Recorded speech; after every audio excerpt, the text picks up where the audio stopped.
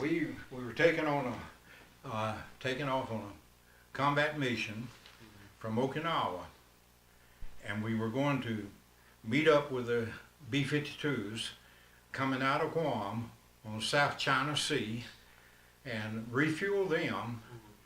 They would make their bomb run then on over Vietnam. When we were taken off, I lost power on 2 engines on the right side of the airplane. And it was kind of a predicament where I couldn't stop the airplane with the remaining runway. Yeah. So I had to continue my takeoff roll because I'd passed the go, no-go point. In other words, Yeah. I had to be airborne or crash. Right. Well, I run out to the very end of the runway over the overrun before I lifted off. Oh, wow. Because I was lacking the power. And so I got the airplane off the ground, staggered off the ground, so to speak. We didn't know whether we was going in the sea or not. See, the sea was right there at the end of the runway at Okinawa.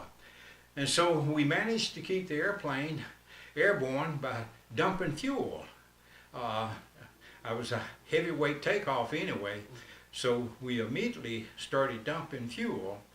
We skirted along just over the water until I could pick up enough airspeed to get at a higher altitude. About this time, called in, that I had a problem, and I declared an emergency. Where can I go? And they said, well, go to Guam. And I said, can't do it. No fuel to get to Guam. Yeah. I said, I'll have to put it in the ocean out here. And they said, where do you want to go? They asked me. I said, well, Yokota, Japan. Yep. I said, I can make it Yokota. And so they said, hey, we can't clear you for that because we got the typhoon. Yeah. It's just passed over that area. You'd be in the direct path of the typhoon, so we can't clear you for that. I said, well, what other alternative do I have? And they had a little short airfield down at the end of the island on Okinawa. And I asked them if I could be cleared to land the airplane there. And they said, no, says, we got a problem down there. The problem was it wasn't a secure base. I said, clear me. I've got to land, and I'm going to land this airplane on Kadena Air Force Base. And they said, stand by, stand by. That's all I could hear, stand by one. Well, what I didn't know at the time was the commander of the Far East Operations, General Crom, was up in the tower. And he was hearing every radio transmission that I made to the tower.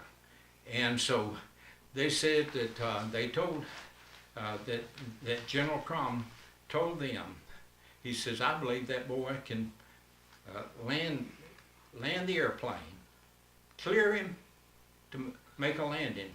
When I came in and when I made my approach and came off the water, over the land, there at the threshold, it seemed like there was a calmness.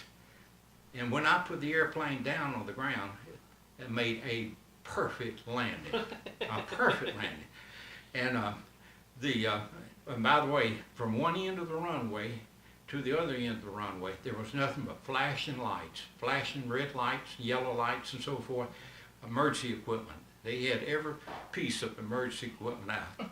And so I made a perfect landing, and they said that General Crom said, send that boy down to Guam and his crew, and we're going to give them an award. What kind of award, General? We'll make up an award, he said.